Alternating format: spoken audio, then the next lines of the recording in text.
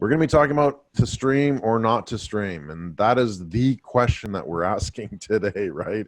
So are you really ready for live streaming? And we're live here with Live Streaming Decoded, where you can learn the strategies, tools, and the live streaming platforms that your business needs to deliver your message anytime, any place with Live Streaming ABC. My name is Joel Bueller, and we're all here together with a bunch of guests from around the world, which we'll introduce very, very shortly. And I'm here with my co-host, Keith Keller, on an amazing live streaming session where we're using Zoom as the platform and Restream as the live broadcaster. So we're kind of bringing in a bunch of different tech to see how can we actually create the biggest impact and the biggest platform around here as well. Yeah. So cool. Keith, quick intro, and then let's get to our amazing guests. So we're trying Zoom and Restream today on our last episode of this season 1, to stream or not to stream. We're going to ask our guests, is streaming a thing? Is it worth pre-recording and doing it that way, or is streaming just the gun? And we're all going to have different opinions and different experiences. So I won't take too much time. I want to get to the guests, ask them what they're doing. We're all busy. Some of them will drop in and out. Some will come later. But we can have up to 100 guests, so anything could happen. Anything could happen.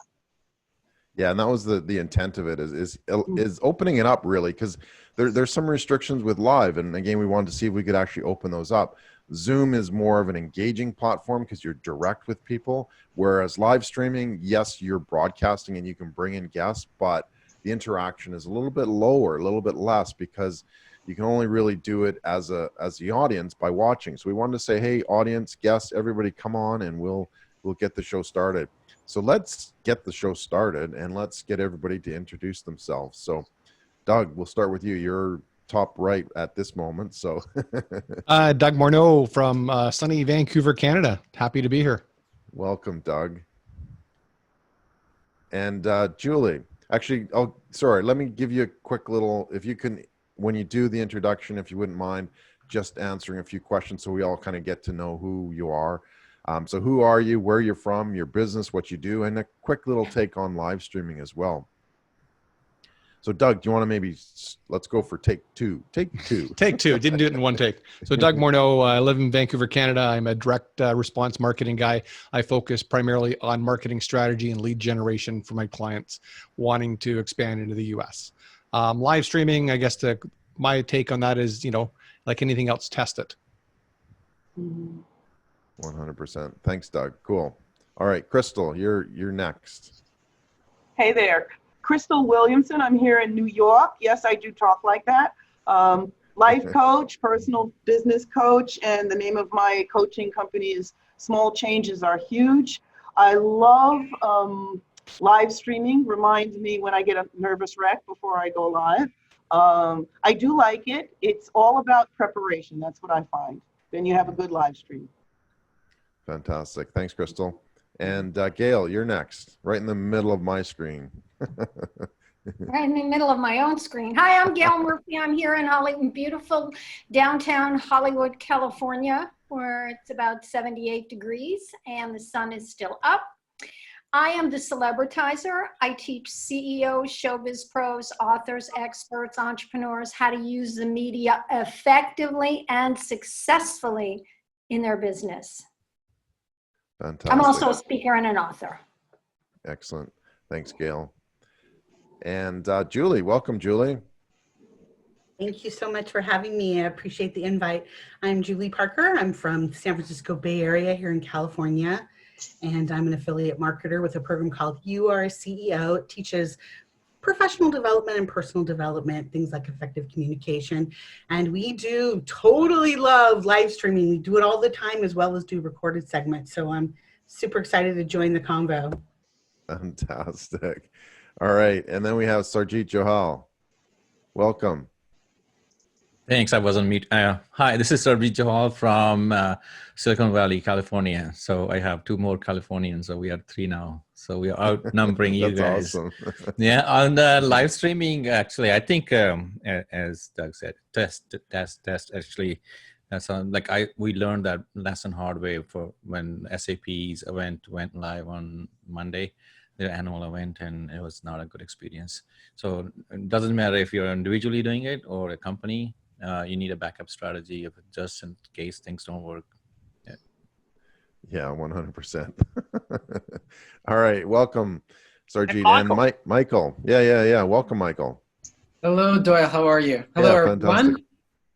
So I'm Michael Haynes. My business is called Listen, Innovate, Grow. I'm based here in Sydney, Australia, originally from Toronto. My business focuses on working with small and medium-sized businesses in the B2B space, helping them with their customer marketing and growth strategies. And in terms of live stream, I'm very much a novice, done a little bit, looking to do a lot more, ramping up as we move here down under into the new financial year. So happy to get into the conversation, learn, and yeah, great to be here. Awesome. Isn't that cool? Keith, we've got people from all around the world. I'm an ex-Canadian. I'm living in Australia. You're in Australia. Michael's in Australia.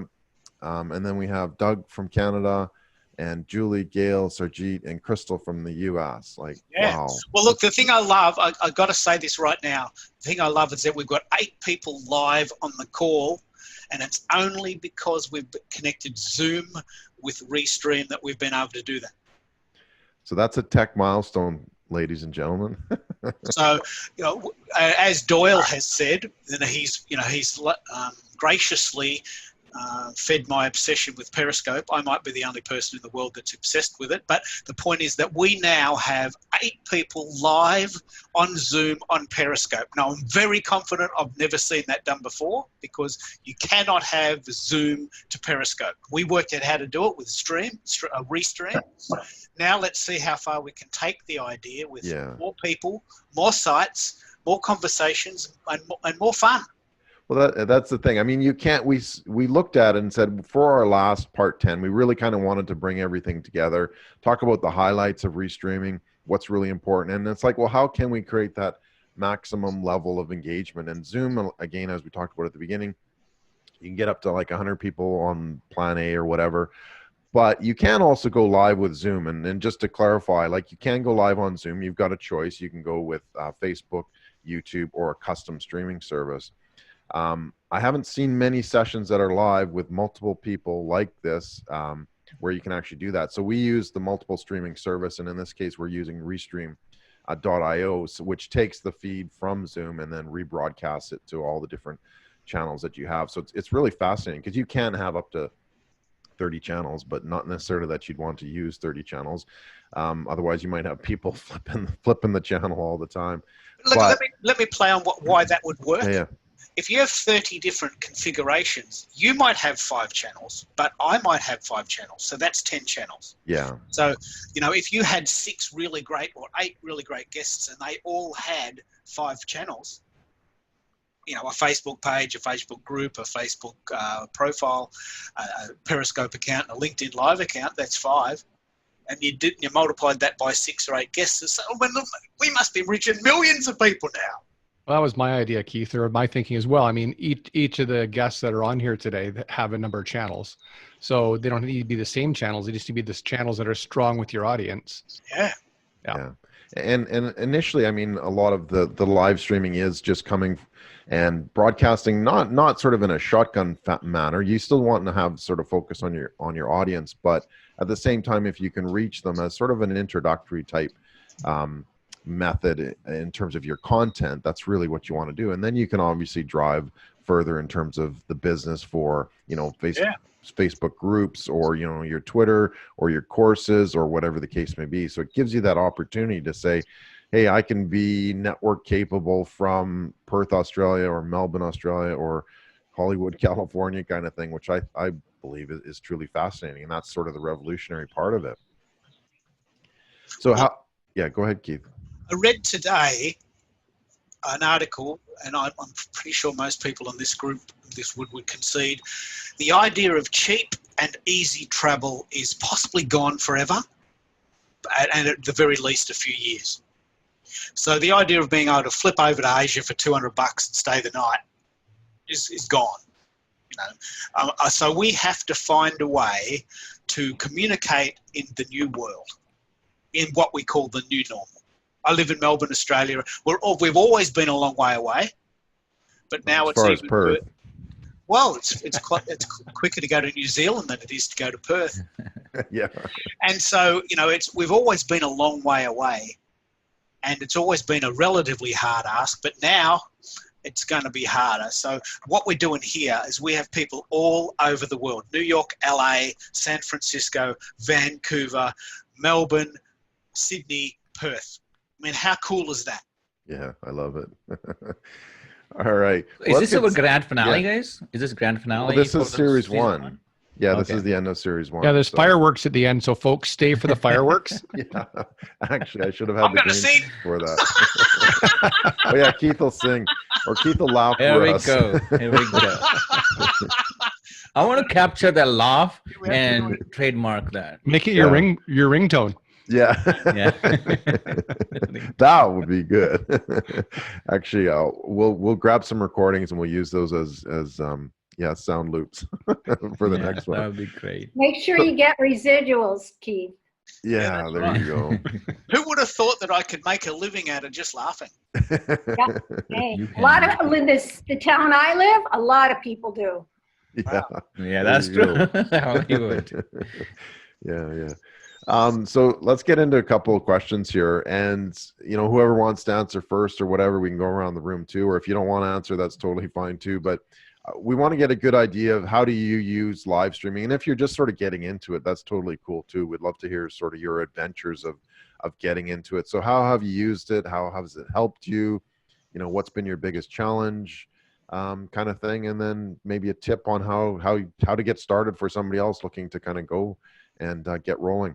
And Sarjeet, I think you had said through Keith that you had to leave soon, or I'm leaving in 15, so yeah. okay, all right. You can go first. Maybe would you mind going first then, and just Yeah, telling sure. us You about think, your experience? if you think other people are going to take more than 15 minutes, yes. So yeah, I am just getting into it. I think I was doing my vlog last year, and I did 6 episodes for 6 weeks, and it was so much work because I had to film and then edit, and then when you know that you can edit, then you end up retaking the shots and perfecting it, and then after that you're editing it and fixing the sound and all that stuff. I think live takes that all away, extra work. I think live cuts that work down to maybe 1/4 or so. And then on top of that, it's very authentic. You come as vulnerable as like you are talking on the stage. And also I think helps me improving my being on the stage, if you will. I think we talked about a couple of times. And I'm a cloud practitioner, and I talk about technology, and I plan to do it every week, but I haven't gathered the courage to do it so far, like every week. But I go live on as need basis. Right now. Yeah, it's kind of fun. What makes it fun? And please, everybody, feel free to ask questions too. Like, I'm not just the only one that wants to talk. I'm sure. Yeah. What makes it fun is that you just write the top level headings, and then you are talking from your gut. You're not scripted, and you are talking from your experience, right? You're not relaying somebody's information. Like, you're not distributing stuff, and you're mixing that information you read from books, and you're doing hands-on work and giving it out to the public. I think it's the best form of information you can. So are you doing your solo then, Sarjeet? Are you doing your solo, or you have guests? Right now I'm doing just solo, actually. I have invited guests, and you were like my first time I went live, you were there, right? And Neeraj was there that day. I was testing my equipment and stuff like that. Yeah, I have, of course, I go on Zoom meetings and all kind of live meetings within controlled environment, but live, I have done it on 4 platforms at once, and that was kind of well received. And then there's a fear, like I don't want to just go live because I want to go live. So what if I go live every week and people say, okay, this dude is always here, like what he's talking about. So I have that fear, right? So what will I? The imposter syndrome. That Yeah, is imposter a fear, syndrome and kicks it's in. real. Yeah. It's real. It kicks in. a lot of people tell me to do that, and they encourage me to do that. But still, as I said, I am creating a list of topics right now, and lists of guests. I'm preparing that. I'm redoing my website, so when people see me, they can go to some place and see like who I am and what I do. And I'm learning from other people's mistakes also. Like I'm watching a lot of people who go live, see like what went wrong. Well, you learned a lot from us then. Everything. Yeah, exactly. We're We talked making about every it. single mistake in the book, and And we're making the let book. me pick up on that. You know, I'm very proud of the fact that we are bashing into walls every week. And we make really massive errors, but in a way, that's the point of the show. Like our show's almost like you watch us fail live. And I don't even know how stupid that sounds, but the point is that we have tried things that have gone miserably wrong. Yeah, But It's a new reality show there, Keith. Yeah. Reality TV. But it's like Live streaming it's a reality story to tell. I mean, it's a story to tell. Like Yeah. And what I was thinking is that you're learning from those catastrophes. So, and the audience is there with you, learning from those same things. And if you're authentic, I like what Sarabjit said, it's like when you're authentic, that shines through the live stream more than anything else. Yeah, and this is a test too. Oh, go ahead.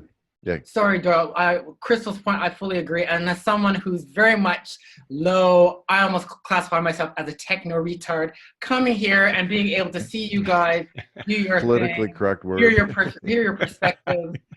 It's really good for me. So there's great value.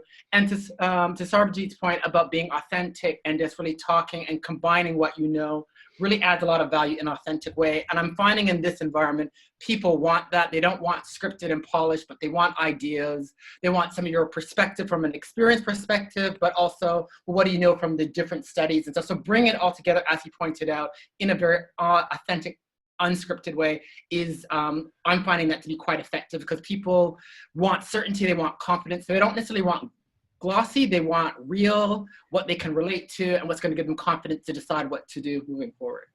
So, yeah. Yeah, when the whole COVID thing hit, I just thought, hey, I've got a little bit more time. Well, actually, I didn't really have any more time, but I decided anyhow that I would just start live streaming. So I started looking around. I signed up for a StreamYard account, the free account, used it once, went, that's cool, got the paid account. And then in my typical go forward fashion, I said, okay, I'm going to do a live stream every day, 5 days a week. And I did 30 of them. And I invited guests and just talked about, like you said, organic. So how are you? What does your business do? Who do you serve? How's COVID affecting your business? How's COVID affecting your customers? And obviously I knew that'd be a short-term thing because eventually this pandemic would go away. But I've been hosting a podcast now for a little over 2 years. So I've got over 200 episodes in my podcast. And now I'm going to reduce my podcast episodes to 1 a week and do some more live streaming. But I think with live streaming, it's very similar to a podcast. If you want to build your audience and build your trust, you need to set a schedule and be consistent. So, I mean, I've tried my best over the last 2.5 years to every Tuesday and Thursday release a new podcast episode. I haven't achieved that every week. Guests cancel, things happen.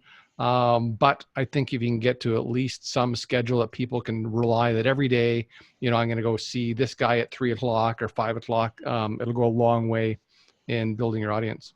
Can I pick up on that question? How important do you think is the regularity thing? Our show has been every week for 10 weeks at 11 a.m. Melbourne time.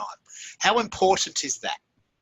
I think it's important. If you do it randomly, how do you build a relationship with your audience? How do you get a raving fan if they don't know when you're going to be live? You just, hey, he's live now. Well, there's lots of guys that are live that I literally take my phone and I'm driving to the gym and I'm watching my buddies live from the East Coast US because I want to see it in minutes before I have to shut it off. So, I mean, I know he's live every morning at 6 a.m.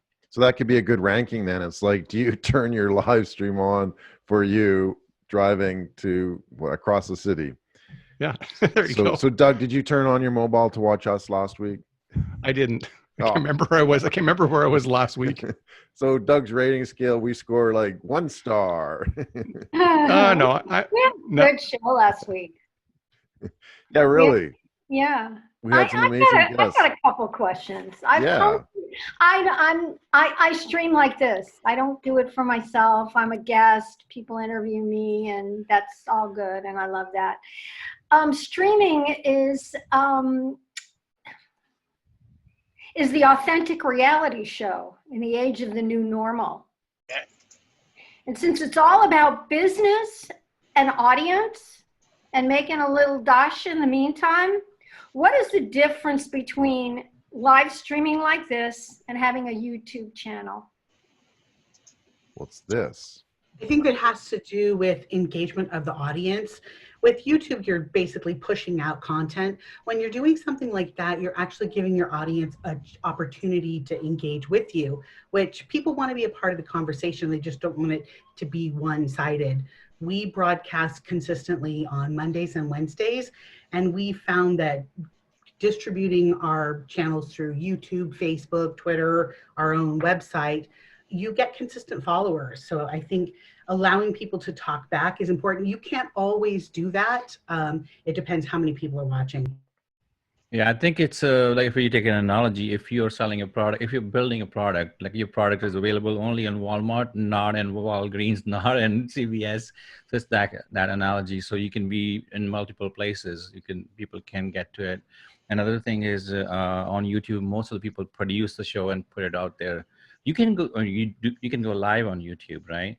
But then still, that's still one channel, one channel. Yeah, one channel. Yeah. I think it gives you a chance to serve your audience differently too. Like, even the podcast is produced, so you don't have any input. You can't ask my guest a question. You can't have any feedback. And I try to have our conversations organically. I have some basic questions for my guests in my podcast, but I say, we just want to have a good, fun conversation. Like we're sitting down, having a glass of wine, not scripted, and see where the conversation goes and kind of draw out people's superpowers. And I think the opportunity for the audience to ask a question could totally change the trajectory of your live in a good way that could serve them and in a way that you hadn't thought of. So, more people, more minds, probably a better idea. Okay, So is follow up. Go ahead. Follow Yeah, up. please. So live stream, so the word casual really has a lot of meaning in the way in which you're describing it. Are most live streams casual? I think they are, definitely. I mean, we've always done them in a casual format, unless we're having some big high profile guest, we would fix up our studio a little more and, suit up. But in general, they're pretty casual for me. Actually, these days, you're at home. Right. Right. And I think people prefer it. I think it's more part of that authenticity. Like if my kids or my dog come in here, nobody's freaked out anymore. It's just like we're all living our lives, and this is my business, and here's my life too. It's almost like a little bit of a fuzzy. I think the world's changed. Yeah. I have another question. Sorry, I can't help it. You guys are speaking my Yeah, brain, no, and I please. don't. You should hang have out. answers. You're Hollywood. No, You're hired. You're Hollywood, You're our right? next You should have co-host. answers for us, not Well, questions. I'm a reporter by trade as well, so I can't help Right. it. Sounds And the I was roving with a bunch reporter. of really boring people earlier in the day, so this is great for me. Right. Why is it so important to be authentic? I mean, why does that notch up your value so much? I mean, if your kids I come from broadcast media where everything is completely controlled. Why is it so important if the phone rings or the kid comes in or the dog eats your homework? Why is that specific? It almost sounds like we kind of wait for those moments. I mean, if they happen, they happen. We don't encourage them, but what's the secret sauce? I think- personally love authentic people. I don't like phony stuff, although it's part of our culture. I love when somebody's real. No matter what's going on, there's just something likable about somebody who's authentic and something distasteful about someone who's just not being real. Well, how could you tell? I mean, by the dog coming in or the UPS guy showing up? I think Why does that make your information that much better? For me, that which comes from the heart reaches the heart. You can tell when I first was approached by these guys. I mean, I just felt sincerity, genuineness. I'm like, I like these guys. I'm connecting. It's a great question because, Thanks, yeah. there's a couple of things going on with your answers there, Gail. The YouTube component it's almost painfully scripted. You see stuff and it's glorious and it's in 4K and the background's lovely and it's lovely lighting and everything's in its place and the editing's perfect. And you think, well, it's so perfect that it's actually boring. It's so perfect that, I've seen people speaking at the camera and you can tell they're reading it. And they're talking and everything's perfect and they cut out the ums and the ahs and there's no dogs in the background. They can't see the washing and there's no one flushing the toilet. And you think, well, that's great. That's probably important. But it sounds almost a bit fake. It's not fake. Yeah, but I don't think there's anything wrong with having good production. Like we've got grandkids now, and Thursday I record my podcast. So if the grandkids come over Thursday, I know they're going to go in the yard because we've got property and go play with my wife while I'm on podcast. Because my grandson, if he was here now, would be on my lap. He'd want to see who I'm talking to on the Zoom call. And it's not that we're being unauthentic. I'm just trying to produce a good quality experience for the guest. So if the UPS guy shows up, he shows up, but I'm not going to script that. I mean, there's other people who I've seen before that will, I've seen a certain speaker, I won't name them. Every time I see him, he cries on stage at the same cue. So I just know, here comes his cue. He's getting ready. The tears are going to roll. He's going to tell his sad story. That's not authentic either. It's supposed to look that way. But I think the difference between live is you can see people, see their expressions, ask them questions. I've had podcast guests. My worst podcast guests to date have been PR companies because they prepare their answers. So I have a PR company. I ask him a question and he starts reading a script. It's like, dude, it's a podcast. I can tell you're reading a script. Like I just asked you a question and talk in sound bites. Like you've been talking for 15 minutes. Take a breath. That is real right there in front of you. I think, I think authenticity is important because it creates relatability. Because I am like that, so are you, so we are like similar. So it shrinks the gap between the people who are watching and people who are talking. I think it's all about the gap, reducing that gap, so creating that relatability. Mm-hmm. Okay. I mean, there's calls that I'll put a button shirt on if I've got a client meeting. So most times, like I did a call today, I just got in from the gym, so it was all sweaty and I just put a ball cap on because my hair was pretty ugly. And, the guy I was meeting with owned a big company and he was in his Under Armour gear and he'd clearly just come from the gym as well, different parts of the world. But if I've got a business meeting, often my wife will go, hey, you got a Zoom call that's business. I said, how do you know? I'm in my shorts and I'm putting on a button down shirt, right? So what's the, go ahead. Well, what's the difference between authentic and professional? I mean, do you have to be both? Or should you be more authentic than professional, or does it matter? But you can be both, I'd argue. Yeah, I agree. Yeah. You can be both. As Well, someone, you should, I would say you should be, right? you should be both. And you Well, can you be should have a lot of tricks up your sleeve.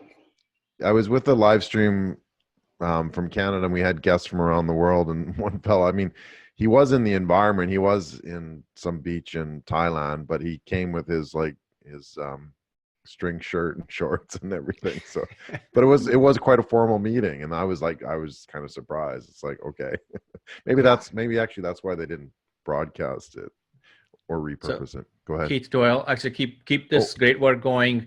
I'm leaving. Do you have 30 seconds? Yeah. Sergi, do you have 30? Sergi, do you have 30 seconds? Yeah, I do. Can we do this? Sure. Whatever. Okay, sure. What I need to do grab something? one. Do I have Have something? one? No, Yes. I didn't know. Oh, you didn't have one. Oh, No. okay, I don't that's have okay. one either. Oh. Neither do I. Okay, make a hand We'll signal. do it. We'll do it. Okay, next time. what is it? I can do it. So tell me. No. We just wanted to show. We had a message board that we were going to do on Zoom, but that's okay. You can only print out one at a time, so not everyone's Yeah, getting all of the that's of the okay. things. But we'll do that for next time. Yeah, definitely. Okay, we'll do it next time. Thanks, Sergi. Thanks, guys. Yeah, Appreciate please it. come See you back again. if you can. Take All care, right. my friend. Bye. Thanks. Yeah, so we're talking about professionalism versus authenticity. Do you have to do both? Well, I think authenticity is really the umbrella. And it's really how you present it. And so I can be pretty freaking authentic when I go to the bank and I can be pretty authentic when I'm talking, you know, maybe live streaming like this, and I'm talking about surfing. And so authenticity, I think, is in your head. I don't think you can visibly, in any authentic way, display that you're authentic, because people have more than their eyes. They have their gut, they have their ears. Authentic is authentic, it's telling the truth. Yeah. So I can't give myself a 5 stars for authenticity. You have to give me 5 stars for authenticity, right? Well, yeah. Or 3 stars. Well, if you are, people We'll will hold up know. our You cards can't now. help it. It's like a great smile. Yeah. That people just like fall in love with you in like 5 seconds, right? You can't help it. Either you are authentic or you're not. And if you're not authentic and you're open to feedback and you open yourself up to people that you know and say, people say that I'm stiff and that they don't believe what I'm saying. What am I doing wrong? And they're saying you're coming across being inauthentic. Right. I don't think they are inauthentic, but that's how it's broadcasting out. Yeah. Well, And can we pick up on one of the questions we had actually? We were experimenting with the idea of actually having live polls, and I don't think we've got them right. But one of the questions was, if you're not live streaming, what's holding you back? You want to lead that, Doyle, because you came up with, I think, a really lovely checklist of why people might not do it. What do you think the main reasons people aren't doing it are? Yeah, well, that would be like a good discussion too. It's why do you feel that people aren't doing that? I did have some polls, but yeah, go ahead, Michael. Yeah. I'd say, again, coming from the, technically challenged realm, I think the technology aspects would intimidate a lot of people. Oh, what does that mean? Like, Keith's got headphones and Doug's got headphones and mics. It's like, oh, it's all too hard. So I think that's one thing that definitely intimidates a lot of people. And then getting in front of a camera of any sort, and where you've got to expose yourself and people can see you, that can be very off-putting for a lot of people as well. So I would argue those are 2 contributing factors as to why some folks would not do live streaming. It's the tech and the whole challenge of it. Mm-hmm. Yeah. I was just thinking it's an extension of public speaking, which most people are very much afraid of. So this is even more, just as you said, Michael, because like the camera sees everything, which freaks people out. Yeah. But it's true. It's true. Just like Gail, we were talking about earlier, they can see if you're fake, as opposed to, I'm smiling, they can tell. Look at me. I'm happy, I'm smiling. Yeah, they can tell. So Or yeah, Keith's I think laugh. it's about But I think you have to there's a expose sweet yourself. spot. I think there's a sweet spot in that, and maybe that's because I come from broadcast. And that's like not to move my hand so much, make sure I'm looking at the camera, because I think that's the expectation. I could be wrong, but maybe the expectation that people have after 20, 30, 40, 50 years of watching television, that that's how you're going to deliver for me. And I think what makes it fun is when, maybe you do something a little more human, but you still are in that zone, I think. Yeah, I think I That agree. only comes The from technology sorry, probably has Doug. been daunting for people, but the technology's gotten easier too. Like, I'm a pretty technical person, but I know a lot of technical people that set up StreamYard as an example in 15 minutes and had it up and running. And all they needed was the camera that was on their computer. Yeah. That's it. And the headphones. Don't need a microphone. If the computer's got a microphone, it sounds better.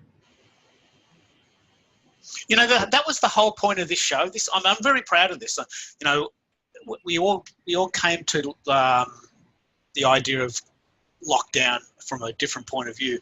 But I remember back in early April thinking, I'm going to do a show with Doyle, and this is going to be 10 parts, and it's just going to be go to woe. We're starting, and we did Be Live day 1. Put my headphones on, and I just talked into the camera, and we really had no idea what we were doing. And I wanted to do it from that point of view to say that if we can do it, we just bought a pair of headphones from Officeworks, a little bit of a mic. We can use the mic and the camera on the webcam or the laptop if you want, but every piece of tech you add adds a level of professionalism. I wanted this show to be a complete decoder for people who have never done it. I don't want this to look like TV yet. I want it to be the show that people can watch and get comfortable, and then they can come in our show, and then they can have their own show, and then we can go on their show, and we can support each other when we're building a community. And I specifically wanted this show to be that, and I'm so proud that it is. And who knows where it'll go from here? But you know, I think we've created something really quite lovely here, and a community is building, isn't it? Yeah, definitely. And that was the goal to say, well, we haven't tried everything with live streaming. I mean, Keith, you've been podcasting for quite a while. I've been podcasting for quite a while as well, and then live streaming for a number of years type thing. So it wasn't necessarily, we had I was using BeLive platform for like 3 years because it was there. It was easy. I knew how to use it. Yes, they were doing upgrades, but at the same time, there's got to be a bigger story here. There's got to be more to it in terms of how do you, people in different situations or scenarios and wanting to try different things. So yeah, Keith and I got together and said, hey, why don't we try this? See what it does, see what happens. And as Keith mentioned, sometimes it just fell flat on its face because nothing worked when we would try different combinations. And it was interesting to be able to test that and to see it so that we can then say, no, don't try that. And I see there that you've actually got the comments to work, Doyle. Did you get the comments to work? Is there a comment there? Well, no, there is the chat box, but I don't have in-screen comments. So that is a drawback of using Zoom, is that we don't see comments. We do see chat. And so, yeah, if anybody wants to chat as well.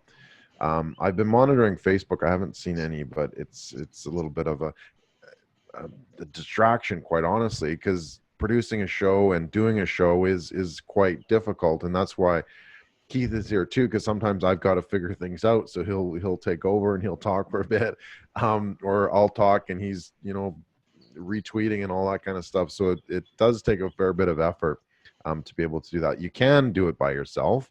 I've done it by myself a lot with, multiple people on a show, but this is kind of a different level too. So it's a lot more fun too. I said to Gail today, there's a lot of moving parts here. I mean, we'd had to take us 10 minutes to describe how many components there are to get this show to work. And so we don't want to tell you all of that. We want to just basically say, start where you are, have a go, have a guest, buy a mic, get a webcam, add layers as you go, because Doyle often says this: you don't know if you're going to like it. Don't spend thousands of dollars and just to get all the stuff. Have a go, try it. If you dig it, buy a better mic. If you're really digging it, buy a better pair of headphones. If you're really doing it, then add Restream or Zoom, and suddenly the layers build. It's a little bit like learning guitar. You buy a $50 guitar and you think, oh, okay, this is pretty cool. Maybe I'll buy a Fender. Then suddenly you buy a Marshall. Then suddenly you join a band, and then suddenly you've got a song. Then suddenly you've got a gig, and then suddenly you've got a video. This is all. And then suddenly you're live streaming all that stuff. And then suddenly you're hanging out with David Lee Roth. Yeah, there you go.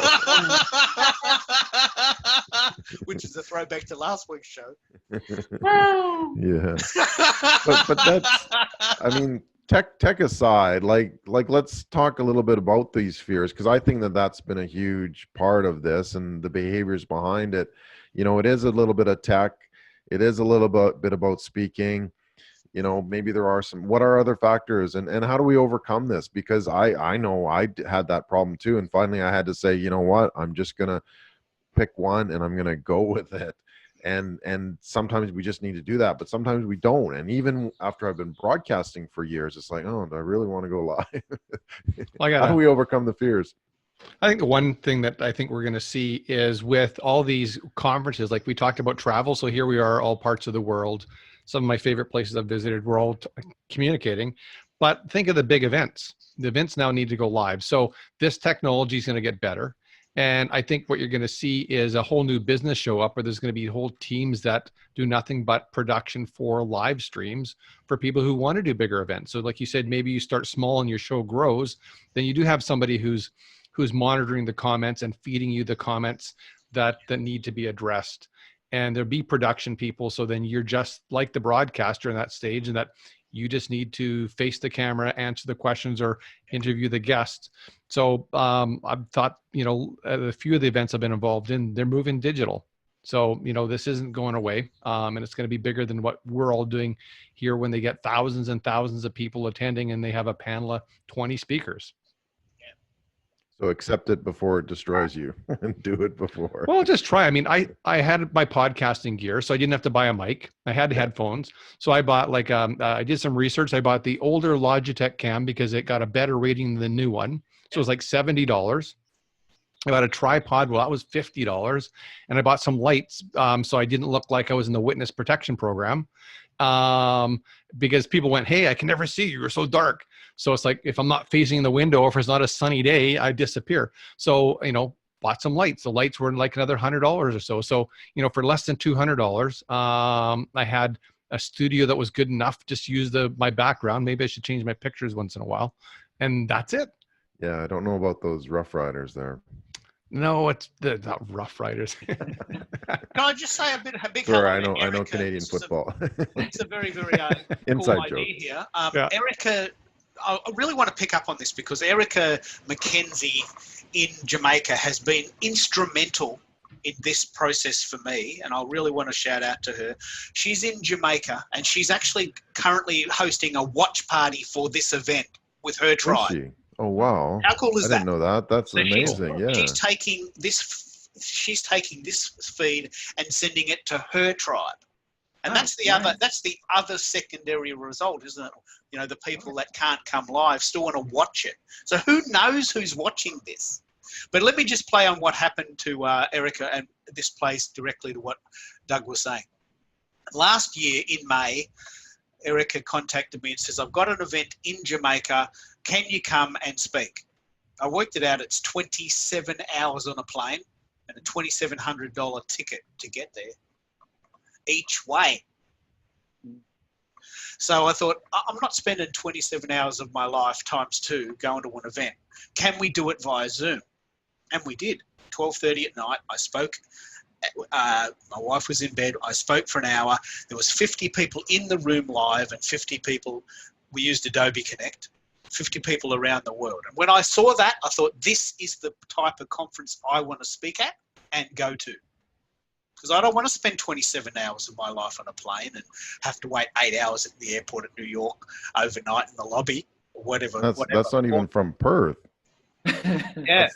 That's And from so- Melbourne. So that's for more for you. So Erica was instrumental, and the show the event went well. There was 50 people in the audience, and there was some people who went live, some of my friends, and there was 50 people around the world who were asking questions. It was very engaging, very new idea at that time. But now with this lockdown idea, this is going to become the new normal. Would you agree? I totally agree with what you're saying, Keith, and Doug as well. I've always used Zoom for conference calls, sales prezos all around the world. But now it's like you absolutely have to use it for everything. And we do have a production studio and we have a crew. But I think to your point that it's the new normal. It's going to be your church service is going to happen via Zoom, your business is going to happen via Zoom, and you're going to meet new friends and network online, using these technologies. So I think you're onto something there. Yeah. But I'll hop on a plane as soon as I can, because there's nothing beats meeting people face to face and having a coffee, or, has become one of my best friends is a guy I met. I was speaking at a podcasting conference in San Diego, and I said, every morning I go for a Starbucks run. And it was a run because it was 2 miles from the convention center. So we met some people that we're still friends with. So I don't think that we're ever going to, for me anyhow, get away from personal interaction and the desire to sit across the table and have a beer or have a meal. So I'll probably reduce the amount of travel I do by 80%, but the meetings that I'm going to go to will be meaningful. I'm happy to hop on a plane and fly back to Australia. I loved it last time I was there, and hang out for a while. But yeah. I think your meetings will be more effective when you've built a relationship streaming online. That way your personal connections are even stronger because you've thrashed out everything. Well, I have got a 7 o'clock podcast, so I'm out, but it was a pleasure to meet you all, and mwah, talk to you soon. Well, thank you so much, Julie. See Really you later. appreciate See you you, Julie. coming. Thanks, Julie. Yeah. Thanks, Julie. Isn't that cool though? Like when you think about it, like we're all different time zones. We're coming to you, Keith and I are coming to you from the future. It's already tomorrow. In fact, Yeah, it's already I tomorrow. coined this phrase. It's almost always tomorrow in Australia. There you go. Yeah. In LA, the difference is actually 19 hours. Yeah, it's huge. Can you believe that? 19. We're 19. Is it 19 or I think it's 17 17, I in think. the daylight saving Yeah. period. Well, I love the California people. It's an easy flight for us. We're 2 hours, 2.5 hours to LAX. It's an easy flight to head down into San Diego or Yeah. into San Francisco. All places that we spent lots of time. It's so beautiful there. All right. Well, let's Okay, keep so let me moving. tell you a little Yeah, yeah. story. Oh, please. Yeah. Okay, I had another Zoom at 5 o'clock. They wanted everybody to show up at 4:30 because there were a Okay. lot of people going to be there. Yeah. It's Spike Lee and I can't remember the other one. It's for a new movie that he has, and we're all going to do it. And I thought, this is great. I'll just record this. This is fine. So I showed up at 4:30, 4:45. 10 to 5, 10 to 6, 10 to 5. I figure I'll do the first hour, and now it's 5:45, and they send an email that says, we got another 30 minutes. We can't settle with the audio. We're still testing the audio. And Oh, I'm like no. crashing up against this. Yeah. And I'm a person of my word. So I said I would be here first. So I waited till the last second. That's why I was the last one here. And I clicked out. And then somebody said something, I don't know, that made me think. I thought, because you were talking about how versatile it is, everything is, Keith. So I just texted her real quick and said, listen, I had to do another Zoom at 6 o'clock. I had to bow out. I'm really sorry. Well, they're going to send me a recording and they're going to send me an audio. And so when I'm all done with this, it won't even really matter. So one more for Zoom. Well, there's a cool phrase happening. This is a trending topic this week. And nobody's going to know. Sorry. Yeah. No one's going to know. The cool topic this week, and I'm going to find some really cool recordings of this, maybe make a GIF of it. Who are you going to Zoom call? Like the Ghostbusters cast did a Zoom call yesterday. Yeah. Oh, the Handmaid's Tale did one yesterday too. So who are you going to Zoom call? Ghostbusters. So now it's entered into the vernacular. It's entered into popular culture. Right? It's become a verb. Yeah. Yeah. It's great. In fact, I think that's what you've made it when you've become a verb. Yeah. Yeah. Exactly. No, Yeah. that's cool. There are obviously some restrictions with Zoom and there's so-called, Zoom fatigue and that sort of thing. But I was actually at a session put on by one of the advisors for Holt Accelerator out of Montreal, and they had it was like a selection committee for the startup accelerator, and it's in real life in Montreal. It's quite fun because it's half a day and you go around to all the different tables and they pitch and that sort of thing. They can't do that, so everything was online. But what they did is they created the rooms, which is fantastic. So all the advisors from one group went into the room, and then the teams cycled through the rooms. But what was really cool was that because it's kind of long, it's like 3.5 hours. They actually brought in some entertainment and some fun stuff to do between 2 or 3 of these sessions. So you're not always just, oh, what is this guy saying? How much do they want? And what's their idea kind of thing. So they brought in this entertainment and this, there was a chiropractor there, and there was some quizzes and some fun tests. And there was some interesting aspects of mindset and that sort of thing. So it was a nice break. And so That's cool. what I was thinking is that, if you're doing something long, break it up a bit. But it was so well organized. Well, and get back into the physical. I know a couple of the big paid events that have been canceled in the US, they're mailing in a physical box. So you sign up for the thing and you get this big Cool. box of stuff. So they're sending coffee cups and t-shirts that are branded. So people are joining and they're wearing this stuff and they're excited, and there's coffee in there, and there's some Brilliant. candy, and there's some like all the stuff you would pick up at a trade show that you're missing because you don't get to walk around. They're sending it out in advance, which keeps the excitement and raises the excitement level for people that are on the call. And then, like, just like you posted, made these signs, same thing, right? There's interactivity, and you're more likely to stay engaged. Yeah. That's a great, those are really, really good ideas. For window dressing, that is really, really a great idea. Yeah. Don't be boring, I guess, right? There's so many different things that you can do. Oh, yeah, it's human things that we do. It's like hello, it's like thank you, you know, Yeah. that kind of thing, and please. Yeah. That's what we say in direct mail. And we were copywriting. They said, well, how long should the copy be? I heard that short copy converts. I heard that long copy converts. So you can be as long as you want, as long as it's not boring, Yeah. Yep. There you go. right? If people are interested, they'll read it. If it's Yeah. boring, man, you're out. Yeah. No, for sure. All right. We're going to do a lightning round. Uh-oh. Top questions. So what would be the top thing you'd recommend to do to get started? So building authenticity, starting with your tech, whatever. So let's just go around the Zoom room. Who's first? Somebody. What about Michael, given that he hasn't done it? Yeah, Michael, you've been I'd be quiet interested. down in that corner there. Yes. My view is typically with these sorts of things, just jump in and just do it. And then it'll kind of work itself out and then learn as I go. That's what I did with being a first keynote at an event last year, getting onto video as well. So my view is jump in, do it, and then tap into folks such as yourselves, learn and build. So that's kind of my way of doing it. Just get out there and just be myself, because I don't know how to be anyone else. But yeah, just kind of go in there and figure it out from there. So yeah, and this has been Cool. fantastic, by the way. I've learned a lot, been quite inspired to go forward and do more with live stream now. So this has been really good. So thank you. Oh, no. Awesome. Cool. Crystal, top thing you'd recommend to do or that you're going to do? Well, I'm going to keep at it because I'm somewhat of a perfectionist. I'm sure that's not a surprise. So I didn't get it right the first time, so I'm not doing it anymore. But it's really more about just get in and, just like Michael said, just keep at it. If it's in your heart to do it, then keep on doing it. You will get to the point where you feel more comfortable and more professional. It's going to take some work. Yeah. Yeah, it But will. just start somewhere. Really cool. Mhm. Thanks, Crystal. Gail.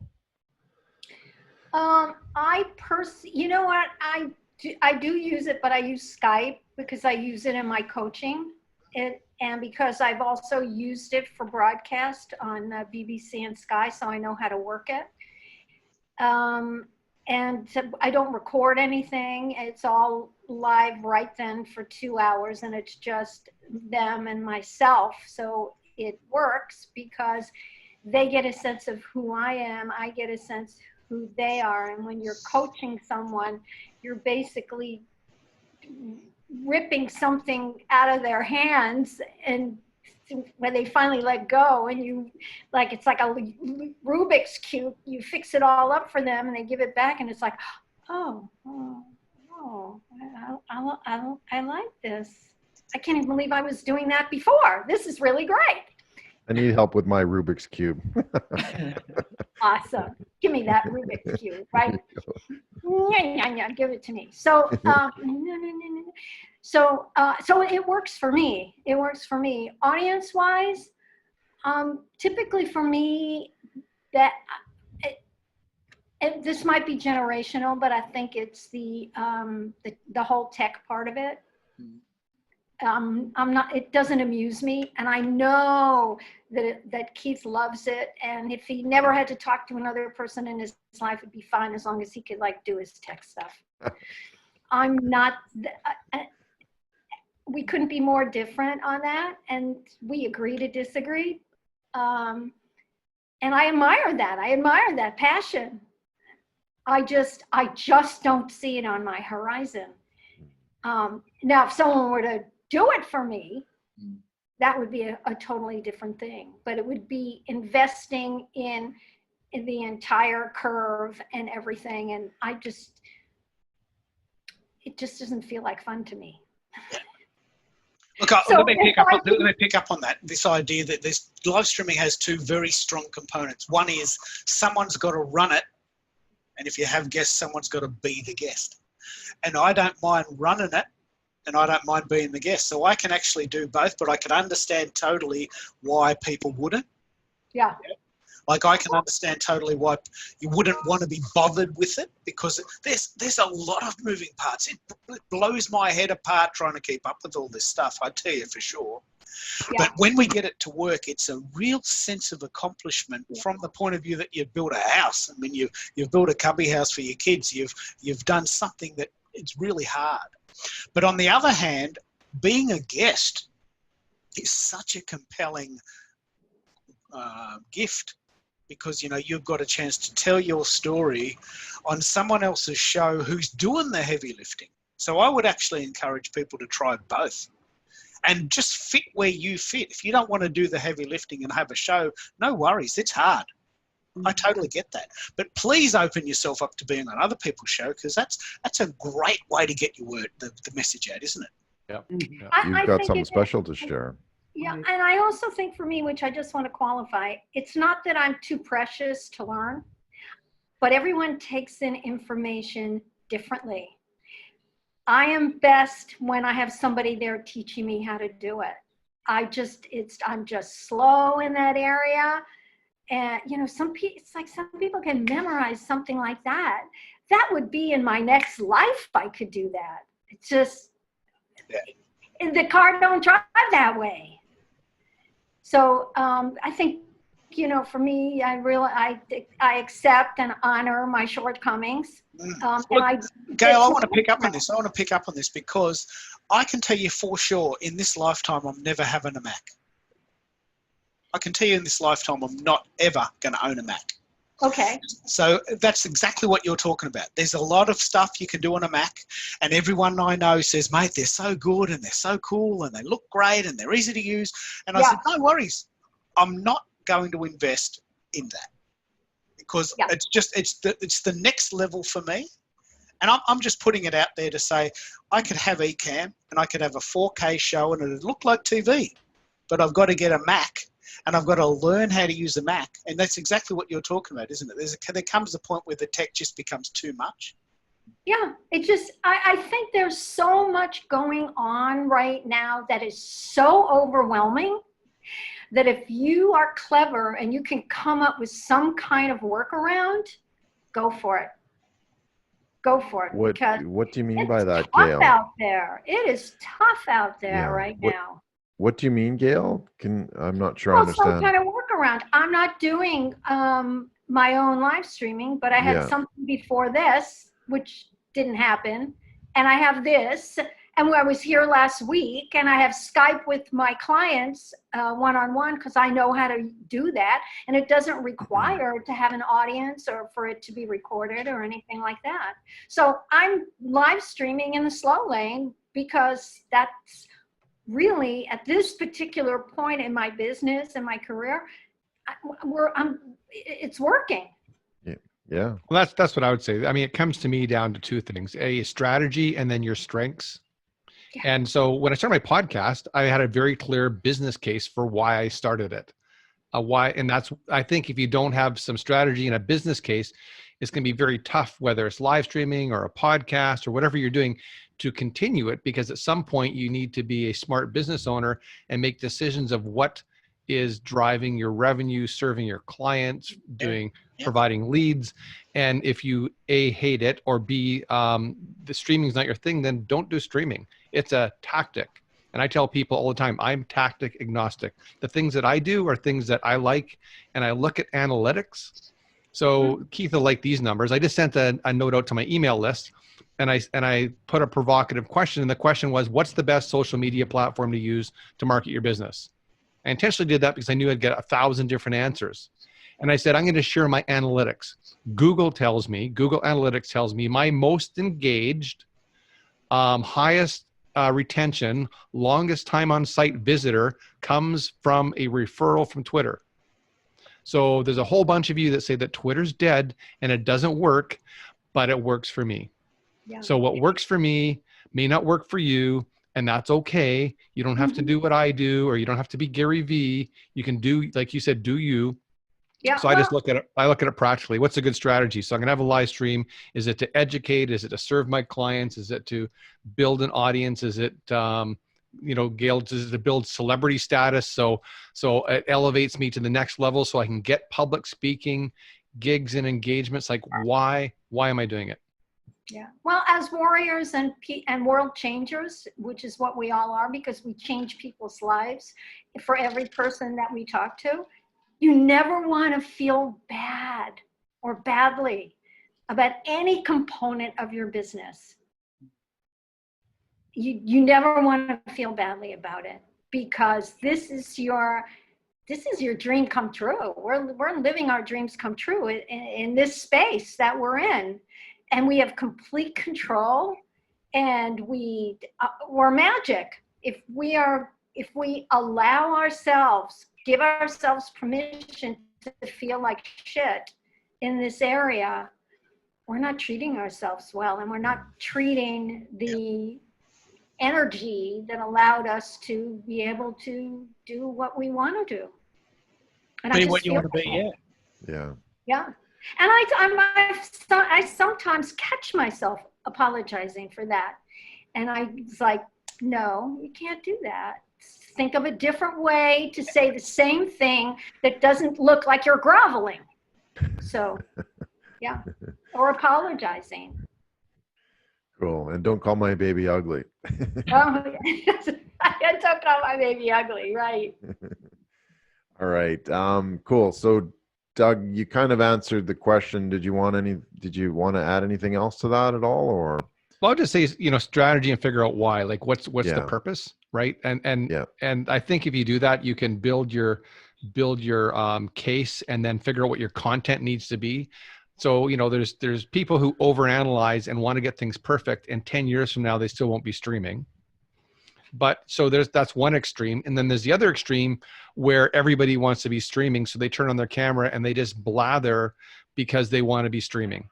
So we've all seen both of those extremes. It's like, dude, I know you. Your hair, when last time I saw you, was gray like mine. Now it's chocolate brown. Like you're not doing yourself any favors. Get off the camera. And then there's a middle ground, which is, okay, I need to take some imperfect actions. I need to get started. It's not going to be great when I start, but I'm going to get better.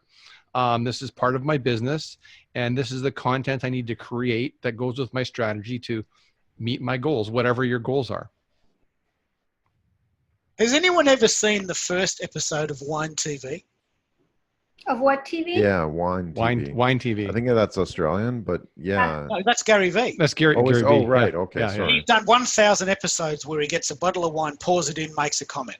Yeah. The first one was hilariously bad, and I'm sure he would concede that. But he's got it up there because the 1,001st episode you could play on CNN. It's so good. Yeah. And so he took a number of times to get used to it, and then maybe at about 100 he was really rocking it. But the first 100 were shocking. But he had the courage to say, you know what, I'm gonna be bad, but I've got to get better. But it helps if you're drinking wine, though, Keith. You'd have a couple glasses of wine, and then you start. So it's easier. Maybe he did 100 in a row. I'm drinking coffee after out of the my 10th bottle. Yeah, I'm drinking coffee out of my New York coffee mug now. So if I had wine, it'd be a lot easier, right? Just test it before you go to air, right? It's like, no worries, everything's good. And do you indeed, Doug, know someone who's 10 years on still not doing stuff? I mean, is that an exaggeration? Oh, sure. Do you know people like that? Absolutely. I know people that are complaining that they're working right now when all their friends are off because they hate their job. I'm going like, what? So my advice to my kids when they grow up, not my kids are all adults and we've got grandkids, was find something that wakes you up 30 minutes before your alarm every day because you're excited, and hopefully someone will pay you for that. And so I know lots of people who spend 5 days a week at a job plus commute time and hate their job, and they've always wanted a side hustle and they won't do anything about it. I don't know why. Like, I try to encourage them, but I'm not necessarily a great encourager. Sometimes I'm more of a kick them in the pants and why don't you just do it and stop complaining? Or if you're not gonna do it, then just stop complaining about your job. I don't want to hear it anymore. Yeah. So there's lots of people that for whatever reason won't pull the trigger. And Yeah. empathy is not one of my gifts. That's the thing. I mean, you could have the best dreams in the world, but if you're not willing to pull up your big girl pants and get to work, find out what the work is and do it and make it happen, and don't worry about looking like crap for the first 100 shows. Yeah. You're doing it and they're not. Ugh. So And there's that's what that- Gary that's- Vee says, right? Gary Vee says that about content. He says, quit trying to produce content that will go viral and just produce content from you and get better. I interviewed a guy on my podcast that did 1,000 YouTube videos before he got traction. 1,000. Wow.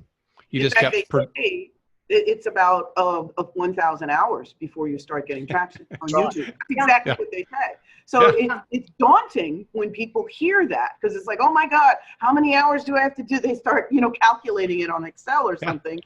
And it's very overwhelming. So it's like, it's about all of what everybody said. Just jump in, do it, know that it's not going to be perfect the first 40, 50, 80, 90 times, but you're going to learn from it. That's the big deal. You have to learn from it. Otherwise, you're going to be one of those people who hasn't written a book in 10 years and still talking about it. Yeah. Look at what And then- we've done. Look at what we've done here. The first episode was on Be Live, two of us side by side. Not bad, not awesome.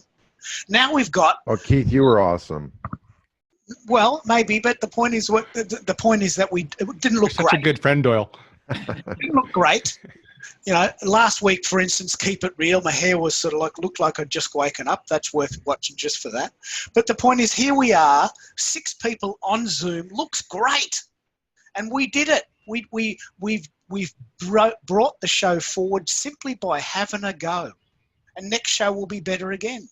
And then the series 2 will come, and then we'll do it again, and then we'll start doing events, and then suddenly more people will come, and a better, higher profile.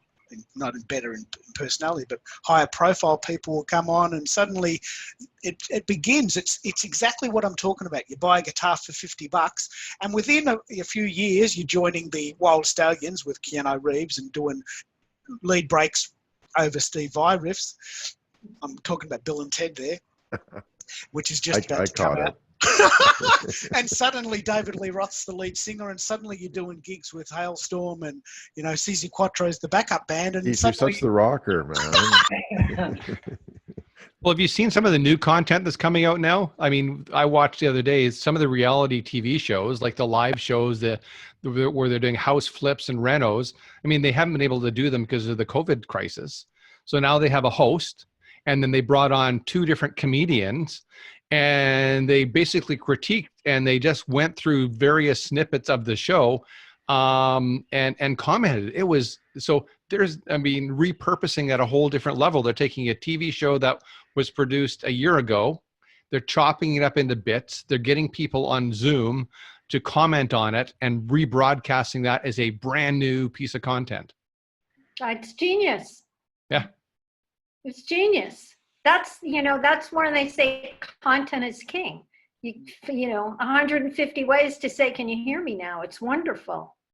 It's wonderful. It You is. know who does that really well? Do you guys have Antiques Roadshow? They have all these shows from like 2013, and they run the show, and then when they tell you how much it's worth, they tell you how much it was worth in 2013, and then how much it was worth in 2020. Yeah, Wow. that's cool. Hey, Keith, your mic Genius. is And then muted. they can just flip around as long they don't even have to stay in the same city for the next one. They do anything. They just have a lot of fun. Yeah, no, for sure. Does that work better? Yeah, that works better. Can hear you now. But I think there are companies out there and TV shows that are missing that evolution too, that we've kind of been forced into, because some of the cooking shows, actually Jamie Oliver did it quite nicely, where he's got this cooking show where it's like zoomed in right on him, and I'm not sure if it is live, but it's has that feeling of live streaming, where a lot of those types of shows could really take that to the next level, where they create an engaged audience. So instead of just broadcasting MasterChef, like have it live, and then have Yep. people like on Zoom and interacting and asking questions, and cooking along too. Like, yeah, okay, it might not turn out the same, but Well, we that could do would that be with so much with someone fun. that's well known. Like if you wanted to target Gary Vee, to pick on him again, on his audience, there'd be nothing. I don't think there'd be anything wrong with us going through one of his video things and having 2 or 3 other marketing people comment on it. Oh, I love Right. that. Let's do that. Yeah, So, okay, well, sign me up. Yeah. But but there's a way to, you go, well, how do I create content? I don't know what to say, or I don't want to have a guest. Well, 2 or 3 of us that are marketing people who like or don't like him, maybe there's opposing views. We dissect one of his episodes and have a conversation. So there's lots of ways to create content, and there's a way to basically borrow or steal some of his audience as well. Excellent. Yeah. All right. So Keith, do you want to wrap up, and then I've got a few things to close with. Okay, so what we've tried here, let's be very clear on what we attempted. We used Zoom and Restream together. Zoom can have up to 100 guests, so let's see how far we can take this idea. This is purpose-built for running events now. Now, I've always avoided traveling, but I can see now that we have to avoid traveling for the short term, and that we will eventually be able to get back on a plane and meet our buddies. But for now, we've got to use the tech. And the tech we're using today is Zoom and Restream. We can have 100 guests sent to 30 places, virtually unlimited. Hello again to Erica, zooming in on this in Jamaica, just to really make the point. So this show was a 10-part episode, or 10 episodes, really on the fly, trying different stuff. Please go back and listen to all of those. We can do some mashups. In fact, that could be series 2, taking bits and pieces from other shows and commenting on them. Yeah, A whole series of your laugh. Yeah. I am going to make that a ringtone. I'm just going to take it. I'm going to tell a joke, and then I'm going to play Keith's laugh at the end. I'm going to tell another joke and play Keith's laugh. Well, in an environment where you can't have a real audience, you could just imagine me double tracked or triple tracked, or 100 of me in hydrophonic. Well, dad jokes have gone to granddad jokes, and nobody appreciates them. Brilliant. What do you think, Doyle? What do you think the takeaway from this whole show, and indeed this show in particular, is about? Well, I guess just understanding really what it is that's important, and kind of trying to cut through what's stopping people as well. And so we've kind of had some tech challenges, and we've kind of busted through. But at the end of the day, it comes down to simplicity, and how simple can you make it. You can use this thing and just go live with this too. So you don't have to have a complicated system. It does depend on your audience. It depends on your building blocks and your content, as well as we obviously talk about our live streaming ABC. So it's important to really kind of put those pieces together. How do we do it? Well, we had, fantastic guests like yourselves. We've had fantastic comments and questions from our audience as well, to say, hey, what about this? Or how do you do this? And yeah, we failed flat on our face a few times too. But it's because we tried, and we kind of got out there and did it. So I think that's sort of the real key message that everybody here is saying too, is that just bloody go do it. It's not that complicated. You can start with something really simple. I was making a picture graph. I won't show it now, with sort of outlining where can you start in terms of what's easy and how to do it and that sort of thing.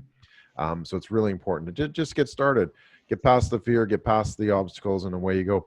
What I did want to show everybody as well is to keep in touch with us down the road. I'll put it in the chat, but I'll also screen share here. I just wanted to show you a few quick things as well in terms of what happens next, right? So we've got our live stream launchpad, which we call it, and that's basically a page that says, here's all of the sort of the components that we have.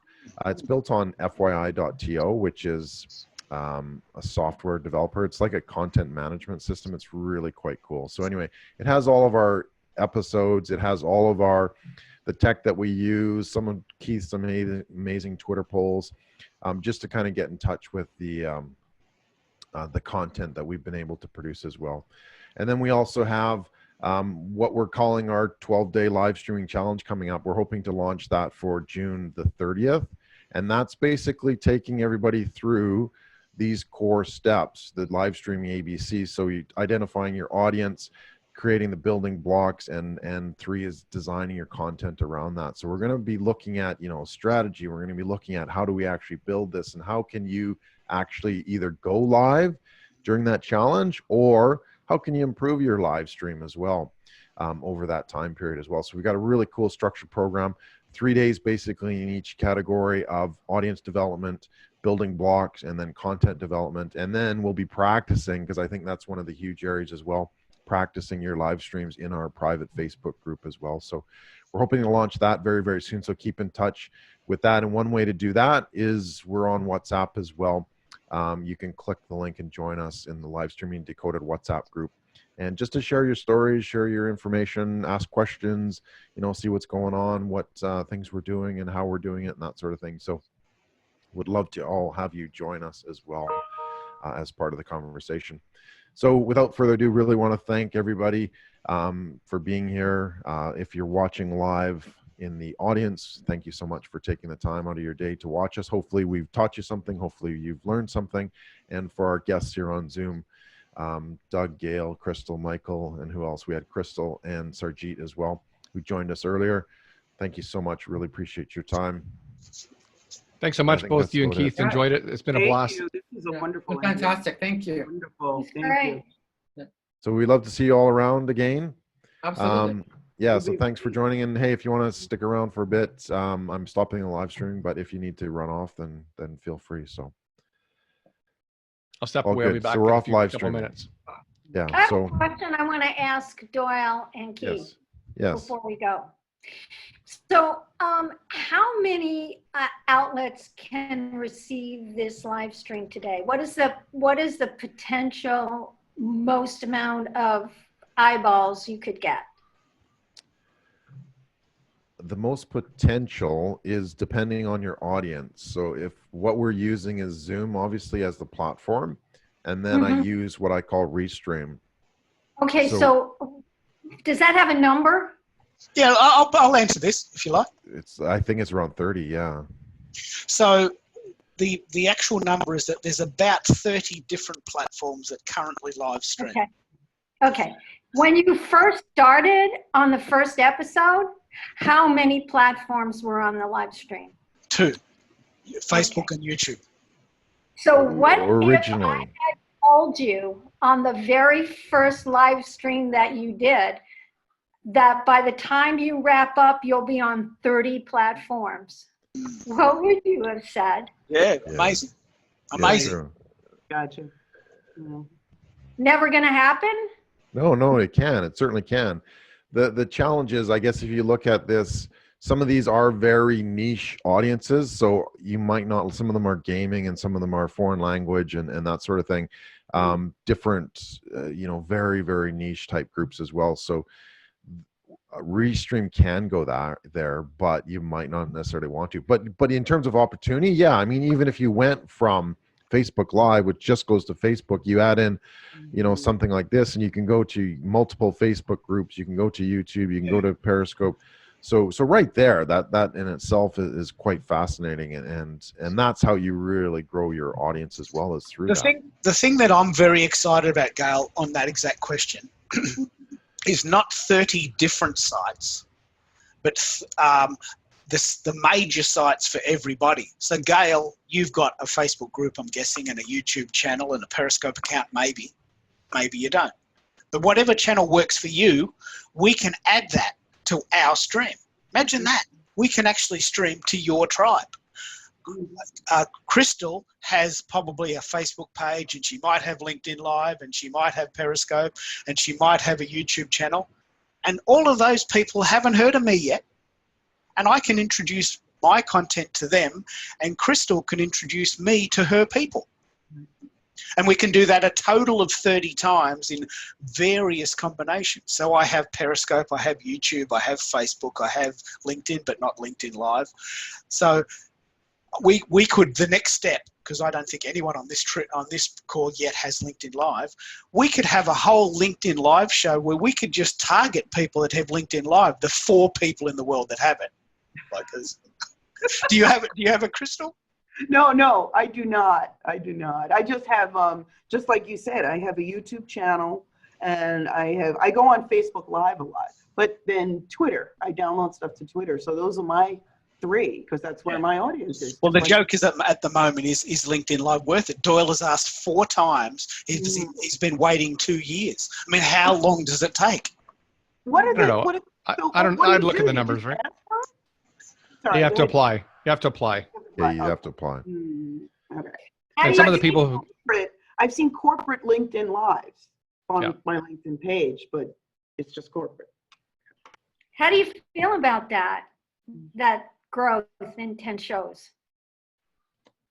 It's very exciting. From isn't it? your techie, nerdy heart.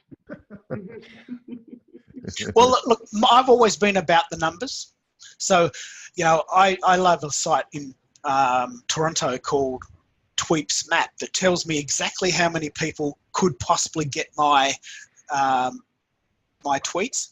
And my highest score on one particular month was 16.7 million people had the potential to see my tweets. Now, that's probably more than the television viewing population of Australia. You know, You and can it's do it 4 from times. your basement. And here I am in my spare room. I put on a pair of headphones and buy a webcam, and I can reach 16.7 million people for free. I remember talking to the guys from the Wall Street Journal. I went to an event in New York, and it was put on by Fast Company, and it was an innovation summit. So I was like the smallest person in terms of company size there. All the big telcos were there, the car guys were there, Lexus, and they interviewed one of the guys from the Wall Street Journal. This is years ago, and asked about what he thought about all the social media and people being able to publish, and he didn't think it was going to affect their business. Wow, this is. I mean, I laugh like you, because the guy sitting beside him was in charge of the NASDAQ stock exchange, and he argued why they spend all their money on TV. And then the other panelist was the marketing director from Lexus, the car automaker, talking about they do test drives. I remember coming home being so excited. I thought, here's some of the biggest companies in the world, and they don't have a freaking clue. They're going to miss the boat. What a great opportunity for my clients and myself, when the guys with all the money and all the resources clearly don't know where the world's moving. I mean, just when COVID started and a lot of the restaurants closed down, in particular, I'm in New York City, you know, all the restaurants had to close. And there was one guy who said, well, I have to innovate what I do. So he had everybody, even, it doesn't matter if you were waiters or busboys, everybody had something to do with delivery. They were doing something with delivery or something with their website. And so he said, this way I can pay everyone. So he's still working with, you know, as opposed to some other restaurants that had to close down, and some might not come back. So you have to innovate. Otherwise you're going to get left behind. Look at the industry numbers. Blockbuster and Netflix. You know, who is Blockbuster? Here's a book. Here's a book you should read. Let me just find it. Well, I think as long as you do something. Yeah, that's true. But back to your question, Gail, like it is, when you think of it, the reach that you can have. Hunger in Paradise. That'll talk about Blockbusters. It'll talk about the iPhone versus Nokia. It'll talk about SAP, just about crashing and burning. I heard this guy speak at a conference. Smart guy. Easy read. Couple of cups of coffee, you're done. Nice. You're in paradise. But yeah, back to your question, Gail, like that allows you, I mean, you obviously have to have a purpose and a strategy, right? So look, my purpose is to kind of get people to know me, listen in and see, you know, can I help them kind of in their business journey? So for me, there's a business aspect here. I don't have sort of a personal type blog or a personal type, you know, live stream or that sort of thing. I'm talking about business, right? So for me, that's my audience is those people looking for those help in marketing and digital and that sort of thing. So I have a clear purpose. Whereas if you have, you know, a fairly established business, maybe you don't even need to live stream, right? But the fact is that I can, yeah. Well, you don't need to. You can if you want, but that allows you to get in touch with people around the world or even around the block type thing. And to me, that's the most powerful thing is we can talk with people at any time of any day, you know, bring them together, talk about issues, talk about challenges, talk about things to do. And to me, that's powerful. So, Can we broadcast on 30 channels? Yes, potentially, but do we have to? Not necessarily. I would say we could, temper that down a little bit to say, well, maybe it is only 10, or maybe it is just my private group that I have, that we interact with weekly or daily or whatever the case may be. So, but to pick up on your point, Gail, when we first started, we used a site called Be Live, which Doyle was using. And my first question was, can you broadcast to Periscope? And I think his answer was, what's Periscope? But no, I used it years ago. And is Periscope still a thing? But my question was, well, I'm on Twitter, and Periscope is owned by Twitter, and I'm not going to invest time and money in a site that can't broadcast to Twitter because that's my thing. Can we find a site that at least adds Periscope? And it wasn't until the 4th show that we did, and that was StreamYard. And Keith's been hounding me every episode. It's like, can we get to Periscope? But, right now, I can tell you for sure, I've done the stats, 88 people watched that show live, and it'll build. 88 people around the world watch that show. It'll start. That's not a very big number. But it's 88 people that may not have heard of us before. It might be. I have a tech question for you guys, seeing as we got the smart techie guys on for live streaming. Do you think there's a business model or a platform out there that would use, that would connect live streaming similar to mining Bitcoins, where you're using shared resources? So you set up your stream on the platform. So pick the platforms you like, LinkedIn Live, Twitter, Facebook, YouTube, and it would allow other people to pick up your stream and rebroadcast it. So what would happen is, yeah, so exactly. So if I see a stream that I really like on Facebook, I can do a watch party, right? Yeah. So in terms of reach, do you think, is there a platform already or that exists out there where you can do that, where you can encourage your followers to, regardless of what platform they're on, be able to stream it to their network? I mean, if the average person has 500 personal contacts on Facebook.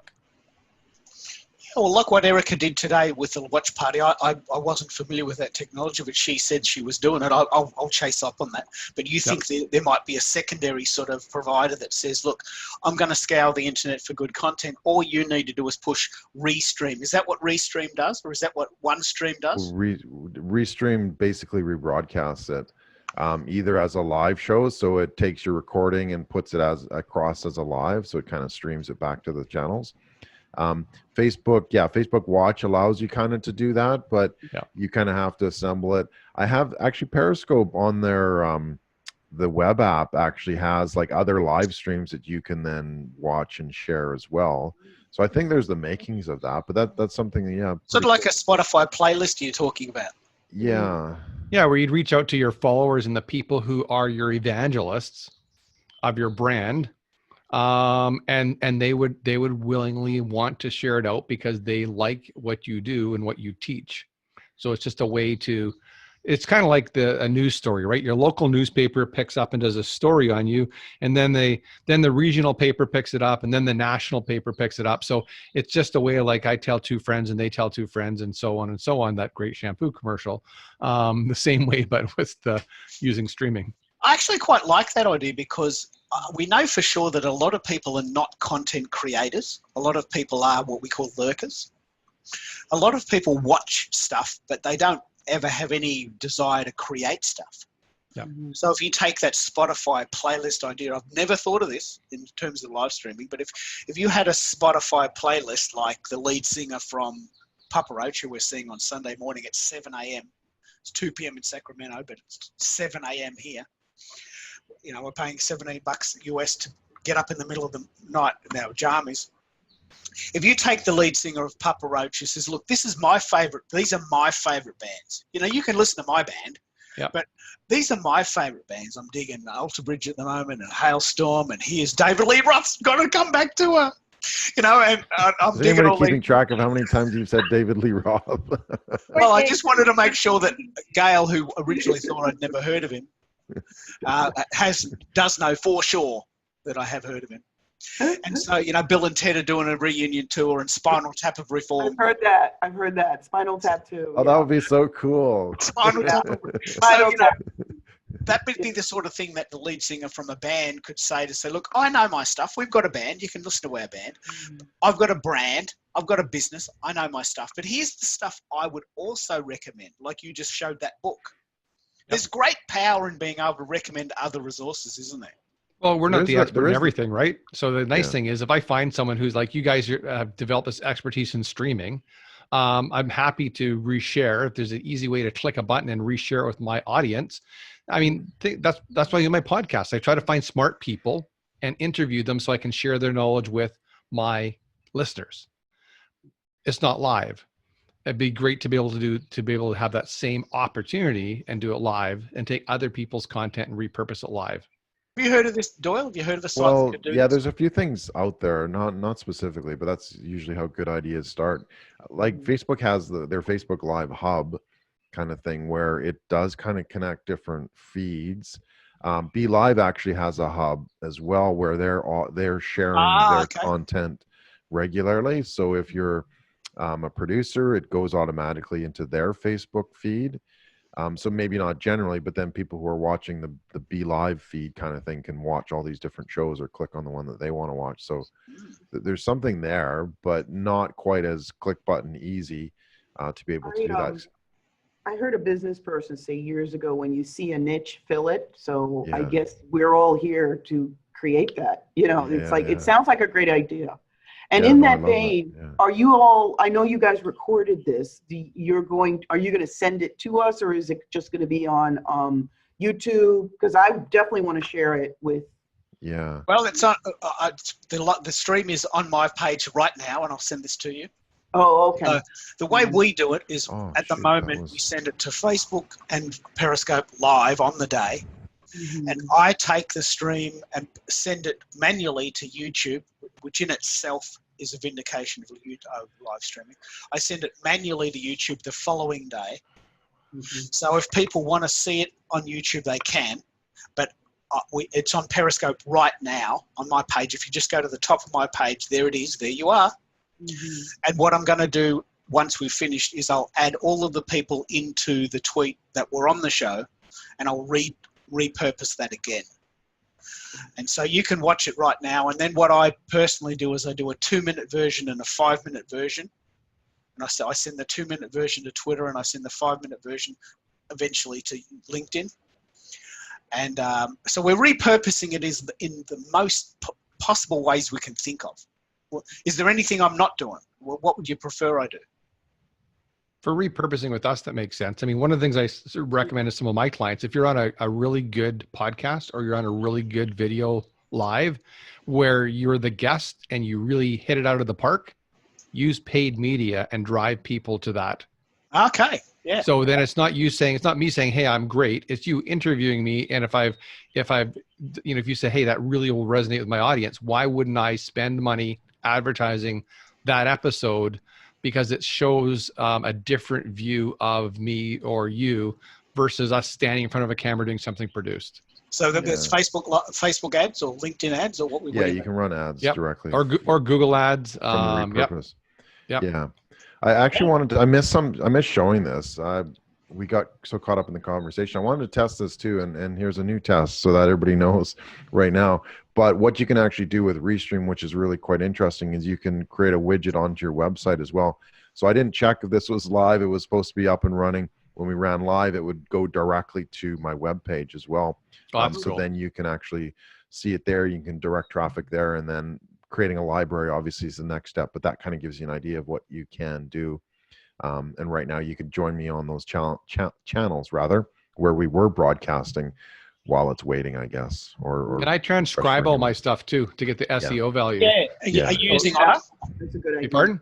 Using Otter? No, I've been using Rev, but we're testing Otter now. So, I've done over 200 episodes. You figure 200 episodes, average episode is 6,000 to 8,000 words. I hate writing long content.